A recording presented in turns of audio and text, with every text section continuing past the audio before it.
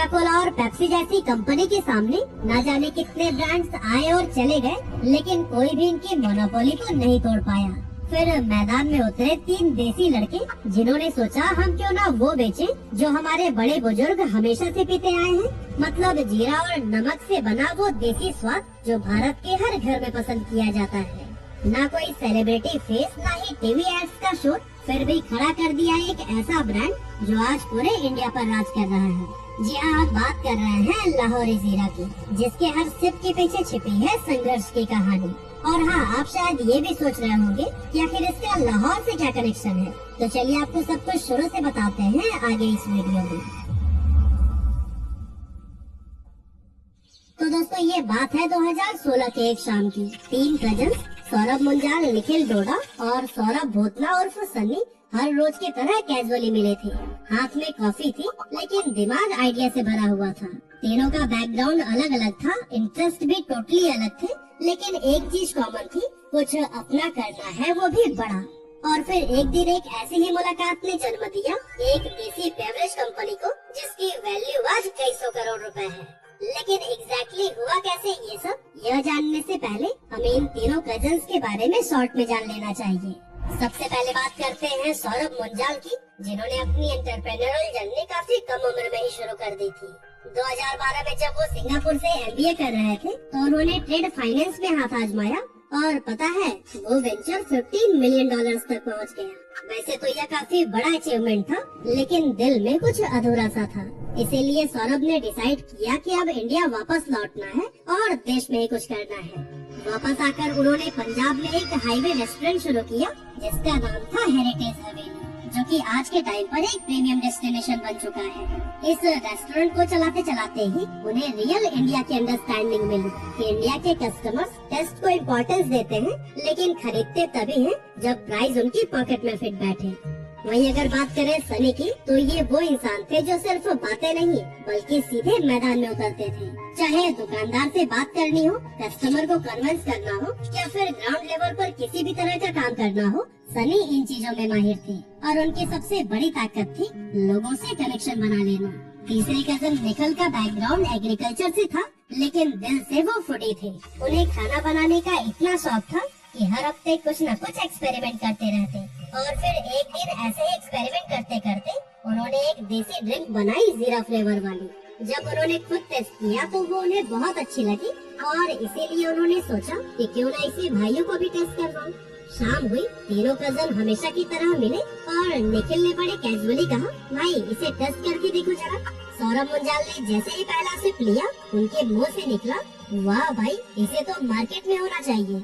वहीं सनी का भी मानना था कि इंडिया भले ही मॉडर्न हो गया हो, लेकिन टेस्ट के मामले में आज भी पूरा देसी है। और जहां हर कोई कोला और ऑरेंज सोडा बेच रहा है, वहीं जीरा फ्लेवर वाली ड्रिंक्स की एक अलग ही डिमांड बन सकती है।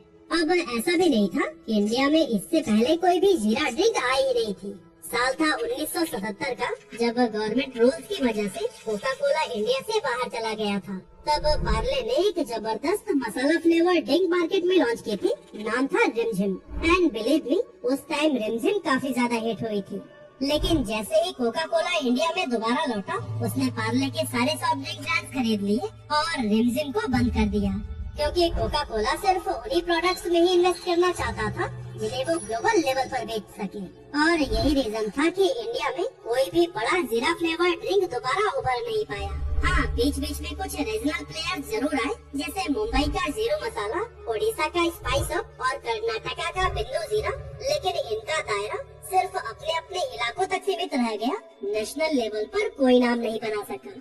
सौरभ और उनके कजन्स को ये बात क्लियर हो चुकी थी कि अगर हमने ये गैप नहीं भरा तो कोई और भर देगा। और बस यही सोचकर उन्होंने लिया एक बोल्ड स्टेप, मार्केट में जीरा फ्लेवर ड्रिंक लॉन्च करने का। उन्होंने डिसाइड किया कि इस ड्रिंक का टेस्ट तो होगा पूरी तरह से देसी, लेकिन ब्रांडिंग होगी इंटरनेशनल लेवल की, दमदार, फ्रेश और ऐसी जिससे लोग कनेक्ट हो पाए।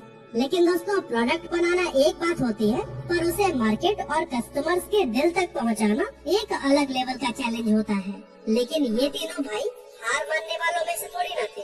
अपने विजन को साथ लिए 2017 में रखी गई आर्कियन फूड्स की नींव, जो कि लाहौरी जीरा की पेरेंट कंपनी है, ड्रिंक का फॉर्मूला तो रेडी था ही, लेकिन अब बारी थी नाम सोचने की, प्राइस डिसाइड करने की और सबसे इम्पोर्टेंट पैकेजिंग की। काफी सोचने समझने के बाद उन्होंने अपने ड्रिंक का नाम रखा लाहौरी जीरा। अब सवाल उठता है कि लाहौरी जीरा ही क्यों? क्या ये ड्रिंक लाहौर से इंस्पायर्ड थी? असल में इस ड्रिंक का मेन हीरो इंग्रेडिएंट था जीरा, लेकिन एक और चीज थी जो कि इसे यूनिक बनाती थी, रॉक सॉल्ट यानी सेना नमक, जिसे कि लाहौरी नमक के नाम से भी जाना जाता है। इसीलिए उन्होंने इस ड्रिंक का नाम लाहौरी जीरा रख दिया, ताकि टेस्ट से लेकर नाम तक हर चीज में एक देसी टच दिखाई दे सके। अब बात आती है प्राइस की, तो उन्होंने इसका प्राइस रखा सिर्फ 10 रुपए, ताकि टियर 2 और टियर 3 सिटीज में हर कोई इसे आसानी से खरीद सके। इसके बाद से जब बारी आई ब्रांडिंग की, तो उन्होंने देखा कि मार्केट में जो लोकल जीरा सोडा थे, उनमें से ज्यादातर अनब्रांडेड थे और उन सब की पैकेजिंग लगभग एक जैसी ही थी। यही वजह थी कि वो कभी भी एक मास ब्रांड नहीं बन पाए, क्योंकि उनमें ना तो कोई यूनिक आइडेंटिटी थी और न ही ऐसी विजिबिलिटी जो कि उन्हें बड़ी मार्केट तक ले जा सके। लाहौरी जीरा ने इस गैप को समझा और अपने प्रोडक्ट को प्रीमियम दिखाने का फैसला किया, भले ही उसका प्राइस सिर्फ 10 रुपए ही क्यों न था।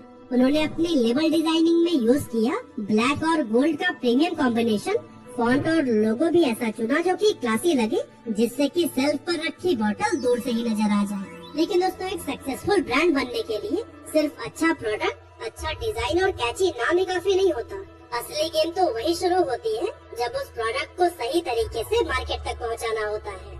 और फिर ये जिम्मेदारी दी गई सौरभ भोतना को, जो कि ग्राउंड लेवल एक्सपर्ट थे। अब जब सौरभ ने लुधियाना के एक बड़े डिस्ट्रीब्यूटर से बात की, तो पहले तो सब कुछ नॉर्मल लगा, लेकिन आखिरी मोमेंट पर डिस्ट्रीब्यूटर ने एक कंडीशन रख दी, मैं एडवांस पेमेंट नहीं दूंगा, माल रख दो, अगर बिक गया तो ठीक, वरना वापस लेकर जाना।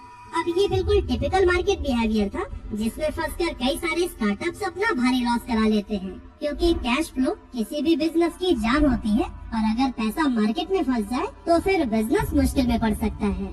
ऐसे में लाहौरी जीरा के फाउंडर्स के पास में दो ऑप्शंस थे। पहला कि ये डिस्ट्रीब्यूटर की शर्त मानकर माल भेजें और पेमेंट का इंतजार करें, और दूसरा खुद रिटेलर्स और शॉपकीपर्स से डायरेक्ट कनेक्ट करें और अपने प्रोडक्ट को खुद मार्केट में पुश करें। लाहौरी जीरा के फाउंडर्स ने दूसरा रास्ता चुना। वो हर रिटेलर्स और दुकानदार से मिले, उन्हें सैंपल दिया, साथ में ड्रिंक टेस्ट भी कराई। इससे उन्हें कई तरह के फीडबैक्स मिले, जैसे कि किसी ने कहा कि कलर डल लग रहा है, किसी ने कहा स्वीटनेस बैलेंस नहीं है, तो फिर किसी को ड्रिंक में फिश कम लग रही थी। तीनों फाउंडर्स इन सभी फीडबैक्स को नोट करते रहते और फिर हर रोज रात को बैठकर एनालाइज करते कि अपने फार्मूला में क्या चेंजेस किए जाएं। इस तरह हर एक फीडबैक को सुनते समझते इम्प्रूव करते गए, जिससे कि लाहौरी जीरा का टेस्ट और भी बेहतर होता चला गया। रिटेलर्स को भी ये समझ आ गया था कि ये ड्रिंक तो मार्केट में चलने वाली है, इसीलिए अब वो खुद ही से कस्टमर्स को रिकमेंड करने लगे। और दोस्तों, जब दुकानदार ही पुश करने लगे तो फिर धीरे धीरे ये देसी मसालेदार ड्रिंक कस्टमर्स के दिल से कनेक्ट हो गई।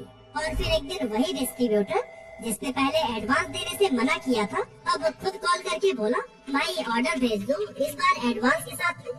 शुरुआत में लाहौरी जीरा ने एक स्मार्ट मूव लिया, कॉन्ट्रैक्ट मैन्युफैक्चरिंग। मतलब प्रोडक्ट तो उनका ही था, लेकिन उसे वो बनवा रहे थे एक थर्ड पार्टी मैन्युफैक्चरर से।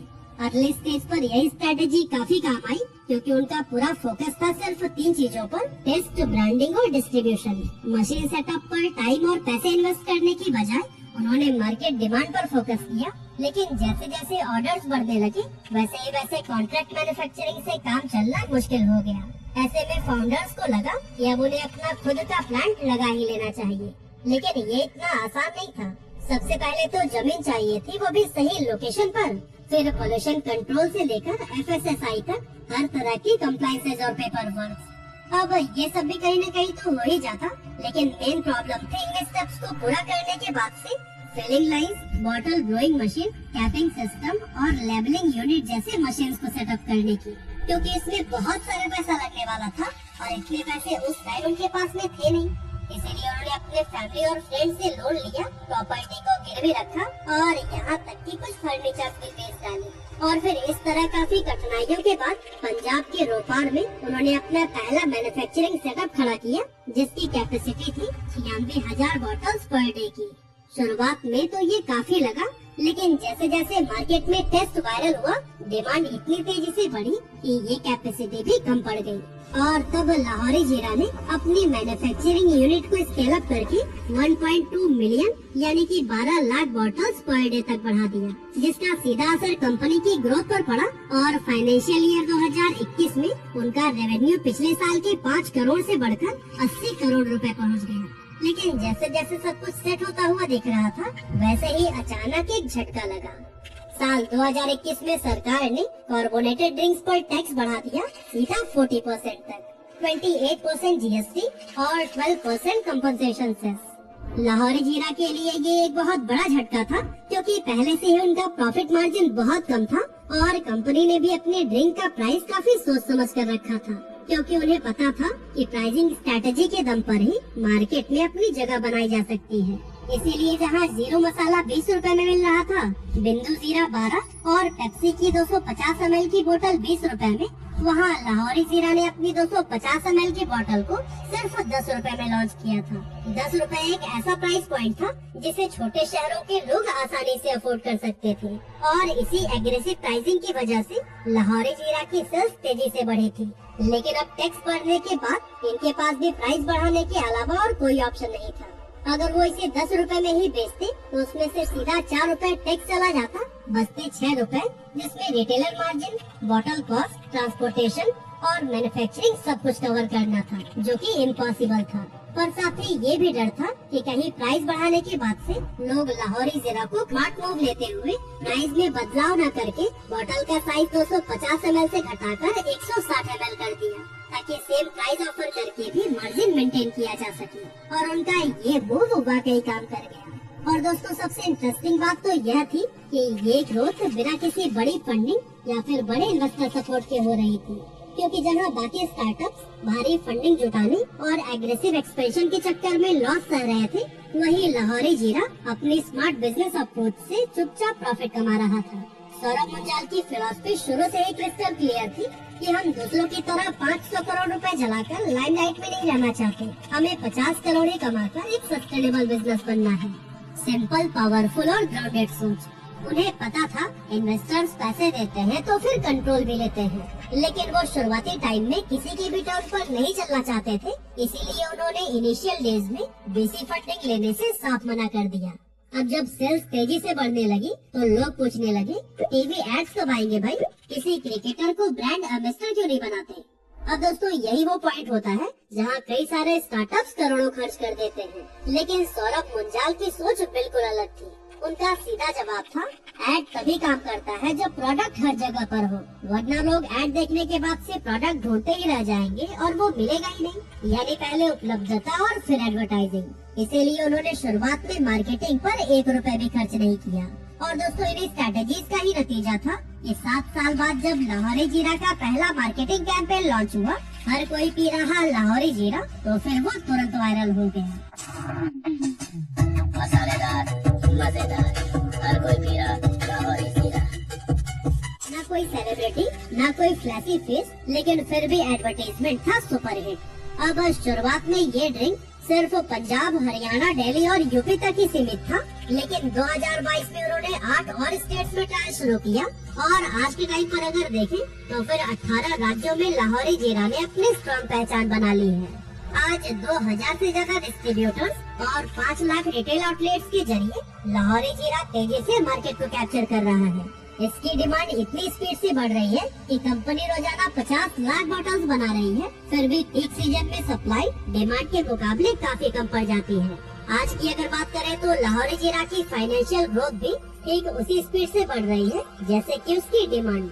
लाइक फाइनेंशियल ईयर 2021 में जहां इसका रेवेन्यू 80 करोड़ रुपए था, वहीं फाइनेंशियल ईयर 2022 में ये बढ़कर 250 करोड़ रुपए तक पहुंच गया।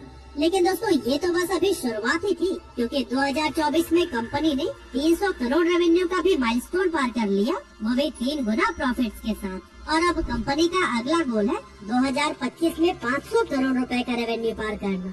लास्ट में बस मैं यही कहना चाहता हूँ, 3 कजन्स, एक देसी आइडिया और 0 मार्केटिंग बजट, फिर भी आज लाहौरी जीरा हर दुकान, हर गली में दिखता है।